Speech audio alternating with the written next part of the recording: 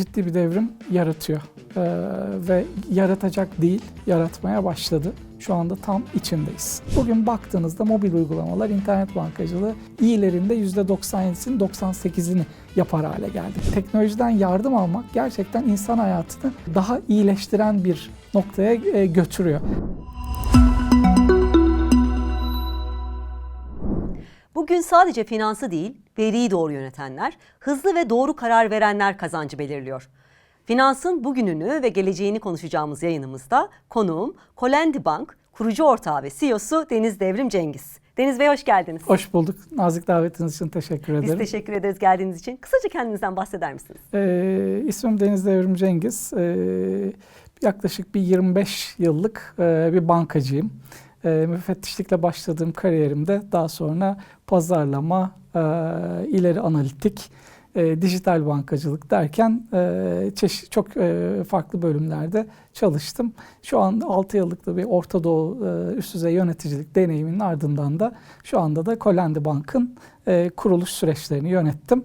Ve onu bir çocuk büyütür gibi büyütmeye çalışıyoruz. Evet, o zaman finansı konuşacağımız bugün gerçekten doğru bir konuk oldunuz. Çünkü bütün geçmişine de hakimsiniz şu anda bugüne geldiğimiz günlerde. Peki ben sorumu biraz daha geçmişten başlatacağım. Biz bankacılık sektörü aslında 400 yıllık aynı modelle çalışan bir sistem. Ama bu dijital dönüşümle beraber başlayan değişim, finans için bir evrim mi ya da işte bankacılık yeniden yazılıyor mu? Aslında yeniden bankacılık yapma şekli yeniden yapılıyor. Yoksa bankacılığın özüne baktığınızda bankacılık güven işidir. Özü budur. Güven de hiç değişmez. 400 yıl önce de güven üzerine kuruluydu. Bugün de güven üzerine kurulu. Güven dediğiniz kavram aynı zamanda bir duygu. Dolayısıyla işin bir de müşterinizle bir duygusal bağ kurma tarafı var. Bu tarafı da hala içinde, değişmedi. Ama bankacılığı yapma şekli, parayı saklama, hareket ettirme, borç verme yöntemleri çok değişti. Orada gerçek anlamda bir devrim yaşanıyor şu anda. Çok güzel yerden sordunuz. Bu soruyu bir daha sormak zorunda kalmam inşallah. Çünkü ne sorduğumu hatırlayamıyorum. Çünkü siz deyince aklıma geliyor böyle bir an formül pistini hayal ediyorum. En güzeli bu zaten. Ben aslında biliyorum. Öyle doğal. Evet. Hatta şöyle de bir sorum var. Bankacılık aslında banka olarak kalacak mı bu bankalar yoksa bambaşka bir oluşuma doğru gidecek mi? Başka şeyler mi diyeceğiz biz buraya? Çok farklı görüşler de var ama banka olarak kalmaya devam edeceğini ben düşünüyorum. Kesinlikle de inanıyorum. Ama bankacılık yapma şekilleri dediğim gibi çok değişiyor. Ve bankacılığın sunduğu değer teklifi değişiyor. Yani geçmiş veriyle değerlendirip para alıp para verdiğiniz bir yapıdan gerçek zamanlı veriyle o anda finansal karar, müşteriniz adına finansal karar alıp uygulayıp sonucunu ona gösterdiğiniz bir yapıya doğru evriliyor. Bu da aslında biraz teknolojinin yardımıyla oluyor. Dolayısıyla en büyük değişimi burada görüyorum ama bankacılığın özü 400 yıl önce nasıl kurulduysa bugün de aynı şekliyle ben devam ettiğini düşünüyorum. Olan şey şu, yaşadığımız şey şu. Araya sadece paranızı emanet ettiğiniz bir yer, gerektiğinde borç aldığınız bir yerin üzerine bir yeni bir katman geliyor. O da finansal kararlarınızı sizin adınıza almakta size yardımcı olan, bir süre sonra yardımcı değil hatta kararı da ona bırakacağınız bir katmana doğru da gidiyoruz. Evet, biz bu kanalımızda oldukça fazla dijital dönüşüm konuşuyoruz ve dijital dönüşümün en fazla etkilediği alanlardan birincisi de finans sektörü aslında. Zaten adapte olmak zorunda ve değişimi görüyoruz. Peki bir de çok fazla yapay zeka konuşuyoruz. Bu yapay zeka sizce sizin alanınızda gerçekten bir devrim yaratıyor mu ya da biraz abartılıyor mu? Ciddi bir devrim yaratıyor ve yaratacak değil, yaratmaya başladı. Şu anda tam içindeyiz. Ama tabii bu büyük bir dönüşüm, büyük bir hani bir hype değil, bir trend, bir moda değil. Bu gerçek anlamda büyük etkisi olan bir mega dönüşüm.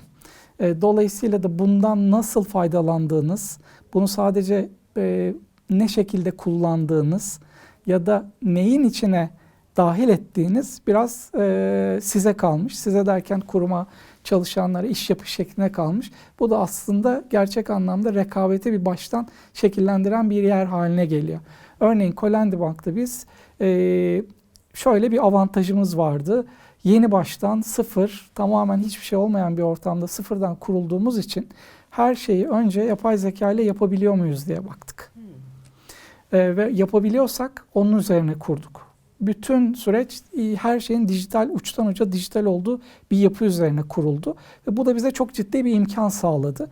Ama mesela transformasyondan bahsettiniz. Büyük bankalar çok ciddi transformasyon projelerine girdi. Pek çoğu büyük başarısızlık yaşadı. Onları halledip başaranlar oldu. Orada ise daha farklı bir dünya var. Ürün, süreç olarak tasarlanmış bir yapıyı uçtan uca dijitale uyarlamaya, adapte etmeye çalışıyorsunuz. Bu çok daha zor bir iş. Bu şey gibi düşünebilirsiniz. Sıfırdan bir evi inşa etmekle açık arazide eski bir evi yıkıp ya da onarıp tadil edip onu yeni baştan yapmak bu çok daha zor. Çok daha hem efor hem maddi kaynak isteyen bir iş. Dolayısıyla biz biraz dijital banka olarak işin şanslı kısmında olduk.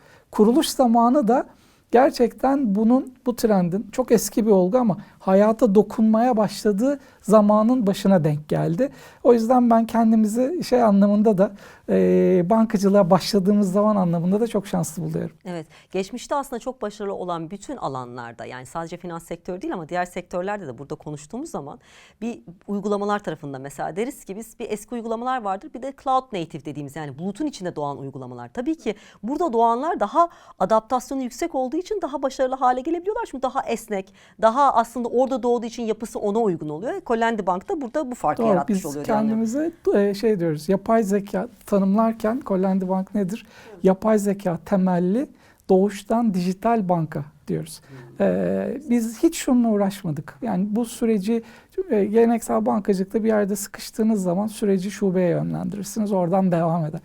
Bizim öyle bir seçeneğimiz olmadığı için mecbur daha çok çalışıp ona bir dijitale uygun bir akış tasarlamaya, bir çözüm bulmaya mecbur kaldık. Ve o mecburiyette aslında son kullanıcı için sürtünmesiz, akıcı bir deneyim ve ona uygun ürünler getirdi. Evet. Bana böyle sürtünmesiz deyince daha çok böyle bir yarış pistini anımsattı. Gerçekten aslında eskiden başlayanlar yarışa vardı belki ama platform değiştiği için bir anda sonradan girenler belki daha avantajlı konuma girebiliyorlar. Doğru. Bunu ben şöyle bir ortama benzetiyorum. Açıkçası sizin verdiğiniz örnekten devam edersek.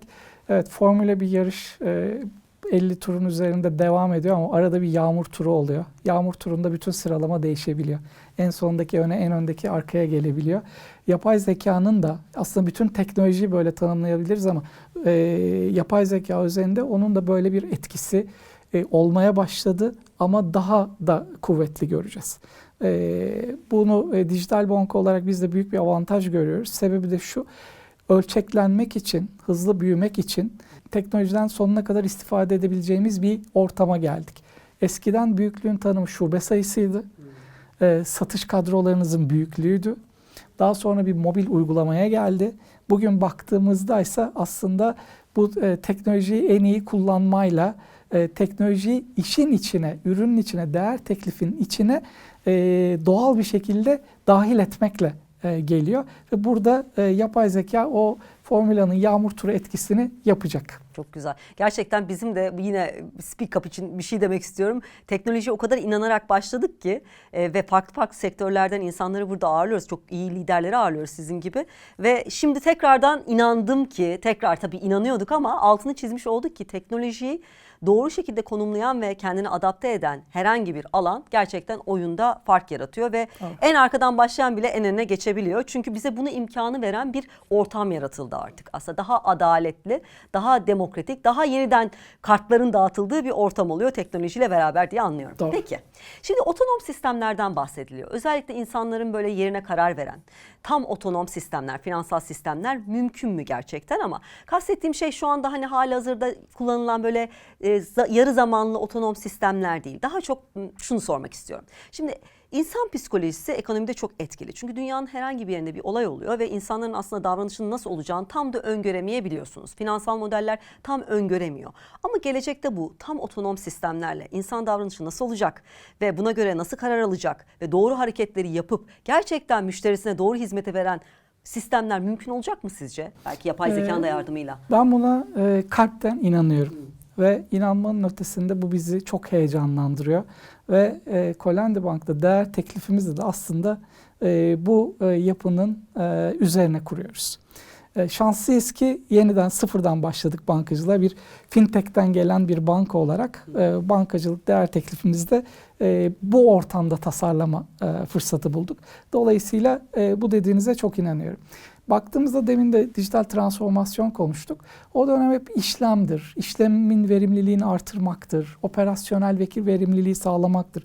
Dijital çok uzunca bir süre bunun için kullanıldı. Hatta dijital transformasyon da hep böyle algılandı. Ve orada otomasyon için gerçekten iyi sistemler, görüntü sistemleri, insan elinin müdahale etmeden akışların yaratıldığı, düzenlendiği yapılar oldu ve bu gerçekten bir verimlilik sağlandı. Bugün baktığınızda mobil uygulamalar, internet bankacılığı ortalama bir Türk bankasında işlemlerin %90 plus'ını, iyilerinde %97'sini, 98'ini yapar hale geldi. Bu işi iyi yapan yerlerde. Bu şu demek, teorik olarak bütün işlemleri biz aslında otonom sistemlere devretmiş durumdayız. Ama fırsat şurada ve yenilik şurada. Artık otonom sistem diye başladınız. Biz ona hani akıllı karar mekanizmaları diyelim. Bu mekanizmaları artık bu teknolojiye, yapay zekanın üzerine kurmamız mümkün. Karar almak zor bir iştir, yorucu bir iştir. Bazı kararlar kolaydır, kimileri zordur.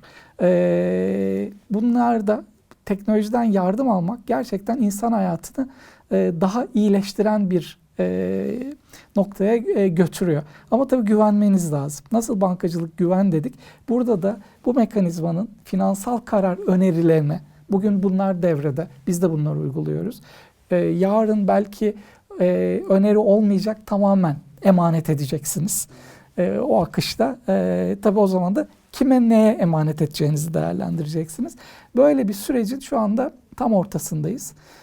Modeller ama hata yapabiliyor. Yanlış sonuçlar üretebiliyor. O yüzden de birden çok modelle birbirini kontrol eden modeller, birinde bir yanlış olursa diğeri onu fark etsin gibi. Aslında bu da bankacılığın doğasında olan bir yapıyı bu mekanizmaları da taşıyoruz. Şöyle bitireyim cevabımı size. Biz şunu net olarak göreceğiz. Bankacılık artık sizin hayatınızda, finansal hayatınız demiyorum, hayatınızda finansal kararlarınıza ya da siz hedeflerinize giderken bir katman, bir karar katmanı ve onu hayata geçiren bir katman olarak yer alacak. Evet, çok güzel. Zaten başta da dedik ya, aslında veriyi yöneten, hızlı karar veren, doğru karar verenler fark yaratacaklar bu kazanç elde etmede. Aslında sistem de bizi oraya doğru taşıyor ve elbette ki hani üstünde çalışıyoruz dediniz ya, gitgide daha da iyi sistemler olacak. Belki bir yıl sonra sizinle oturduğumuz zaman bambaşka şeyler konuşuyor olacağız bu alanda. Doğru. En büyük değişim orada şurada. Bankacılığın içinde bugün karar destek sistemleri zaten yaygın, kuvvetli. Ama geçmiş veriye bakıp ürün ve süreçleri değerlendirip bir karar alıyor. Ama artık teknolojiyle beraber hız çok arttı. Değişim hızı çok fazla arttı. O geçmiş veriyle, hatta dünün verisiyle bugün karar alamıyorsunuz. Sabahki veriyle kredi kararı veremez hale geldik. Dolayısıyla da bunun gerçek zamanlı, kontrol edilmiş, çünkü yanlış karara da götürebilir. Bu yüzden o kontrol mekanizmalarında devrede olduğu ve pozitif bir etki yaratan bir mekanizma olması gerekiyor. Katman dediğim kısımda bu oldu. Bunu da aslında yoksa bankacılık ürünü, bankacılık işlemi, parayı hareket ettirmek, borç almak, borç vermek, bunlar bankacılığın hijyenleri. Bunlar zaten olmazsa olmazlar. Evet, temeli ama akıllı hale getiren aslında bu yeni sistemlerde bunun üzerine eklenecek, evet, ve geleceğimiz bu şekilde olacak. Peki siz çokça dijital bankacılıktan bahsettiniz. Dijital bankacılıkta en büyük risk nedir? Şöyle, geçen yıl buna farklı bir cevap veriyorduk. Bu yıl biraz daha farklı bir cevabımız var. Bir süre siber güvenlik dedik. Bir süre servis sürekliliği dedik. bir süre herhangi bir tek bir nokta üzerinden oraya takılıp oradan servisi verememek diye düşündük ama bugün geldiğimiz yerde aslında şu oldu. Bu bahsettiğimiz akıllı yapılar müşteri gözünde çok basit yapılar. Ona ne yapacağını söylüyor. Müşterinin hayatını çok basitleştiriyor, kolaylaştırıyor. Ama arka tarafta banka tarafında işlediği veri, kullandığı sistem, partner, işbirliği yaptığı yer anlamında çok büyük bir ekosistem oluştu. Ve bu ekosistemin kendi içinde, bir her şey gerçek zamanlı dedik. Bu ekosistemin kendi içinde hani tabiri caizse tıkır tıkır hem de 7/24. 365 gün 7/24 tıkır tıkır çalışması gerekiyor. Dolayısıyla en büyük risk bu mekanizmanın içindeki uyumu sağlamak. Bu işbirliği de bazen yani görünen bir şey de değil. Sürekli bunu kontrol etmeniz gerekiyor. 9-6 da değil. Gece biz uyurken de bu çalışıyor. Dolayısıyla en büyük risk aslında müşterilerinize bu vaat ettiğiniz değer teklifini sunmak yetmiyor. Sürekli olarak da o orada olmasını ve işini yapmasını garanti etmeniz gerekiyor. En büyük risk bunu yapamamak. Evet. Ya aklıma şöyle bir söz geldi. Bir zincirin güçlülüğünü, aslında güvenilirliğini en zayıf halkası belirler diye. Aslında öyle bir birbirinize bağlı bir zincirsiniz ki her sistemin de aynı şekilde kusursuz çalışması için sürekli onunla ilgilenmeniz gerekiyor. Tabii ki zor olan kısmı bu ama aldığımız çıktı da bu ve gelecekte bu olduğu için artık herkes buna adapte olacak diye düşünüyorum. Peki Colendi Bank burada kendini nasıl konumluyor? Colendi Bank, öncelikle şöyle başlayalım. Biz fintech'ten doğan bir dijital bankayız dedik. Doğuştan dijital bankayız. Dolayısıyla bizim içimizde startup kültürü var. Bizim içimizde hani tırnak içinde maker kültürü dediğimiz gerçekten iyi yapma, ekosistemle beraber yapma, işini iyi yapan insanları buraya dahil etmek var. Bu da büyük bir aslında ekosistemin parçası olmayı gerektiriyor ve onun için de hem ekosistem vermeniz hem de almanız lazım. Bunu yaparken de tabii en kritik şeylerden bir tanesi de şu. Teknoloji buna bugün imkan veriyor. Neden? Eskiden kağıda yazar gönderdiniz ya da karşılıklı defterlerden takas yaparken şimdi anlık milisaniyelerle bütün kurumlar birbirleriyle iletişim kurabiliyor. O başkalarının servisini kullanabiliyorsunuz. Açık bankacılık, API burada çok hayatımızı çok değiştirdi. Biz de startup'tan gelen bir banka olarak, fintech'ten gelen bir banka olarak burayı açıkçası çok seviyoruz ve işimize çok dahil ediyoruz. Baktığınızda böyle cevaplayabilirim. Çok güzel. Peki aynı zamanda sizi dinlerken şimdi geçmişte defterler diyorsunuz, şimdi dijitalden bahsediyoruz. Çok uzun yıllar da sektörde üst düzey liderlik yaptınız. Liderlikle ilgili bir soru sormak istedim. Özellikle bugünümüzde yani bu kadar değişen bir dünyada bir liderde olması gereken yani olmazsa olmaz yetkinlikler nelerdir? Bu çok değişken bir kavram haline geldi. Değişiyor. Liderlik gerçek anlamda değişiyor. Şöyle çok eskiye de değil, 5-10 yıl öncesine baktığınızda bilgi ve tecrübe çok öndeydi. Çünkü yaşanmışlıklar, belirsizliğe dayanma, kriz görme, kriz geçirme, zor zamanları, yağmurlu zamanları yönetebilme, hızlı büyüyebilme gibi ağırlıklı bilgiye ve tecrübeye dayalı bir liderlik kavramı öne çıkıyordu. Ama bugün bilgi artık her yerde. Bilgiye erişmek bugün çok kolay ve herkes buna yapabiliyor, erişebiliyor. Dakikalar, saniyeler. Sadece bilgiye erişmekle kalmıyor. Çözümü de bulabiliyor, sorabiliyor, öğrenebiliyor. Dolayısıyla bu tarafta bir lider için bence yapılacak şey artık çok kalmadı. Benim liderlikte değişen dünyadaki bugünkü liderlikte gördüğüm en temel ihtiyaç aslında insanları bir araya getirmek. Bu noktaları birleştirmek konular anlamında. İnsanları da bu noktaları birleştirmek konusunda bir araya getirmek. Şunu söyleyebilirim yani biz çok tabii inovasyon işimizin ortasında. Bankacılık sektörü inovasyonu en iyi temsil eden sektör, finans sektörü keza öyle. İnovasyon hep kesişimden çıkıyor. Nelerin kesişiminden çıkıyor? Disiplinlerin kesişiminden çıkıyor. Farklı bölümlerin, farklı alanların kesişiminden çıkıyor. İnsanların kesişiminden çıkıyor. Dolayısıyla ben bugün kendimdeki en büyük rolü şurada görüyorum. Farklı disiplinlerden insanları aynı amaç doğrultusunda bir araya getirmek, farklı bölümleri bir araya getirmek ve ortak iş problemine onlarla beraber çözüm bulmak. Çünkü bu gerçekten farklılığı getiriyor. Ekip arkadaşlarıma da hep söylediğim bir şey var. İşinizin zamanının %50'si sorumlu olduğunuz alanda olsun. Örneğin hazine birimi mi? Zamanın %50'sini hazineyi yönetmeli ama kalan %50 Kollendi Bank'ın tamamına kafa yormalı ve şuna da uğraşıyoruz. Bu kesişime olanak yaratmak için ofisin tasarımından, bazı görevlendirmelerden ya da görev gücü oluşturmadan, dışarıdaki ekosistemle etkileşimde eğitim tarafına varıncaya kadar hep farklı disiplinleri, farklı bölümleri bir araya getirme konusunda bir özel bilinçli ve özel bir çaba gösteriyoruz ki bu kesişime olanak imkan sağlayalım. Bence liderin temel en önemli görevi bu. Bir diğer zaman içerisinde ortaya çıkan görev de şu, kurumunuzu ekosistemde temsil etmek.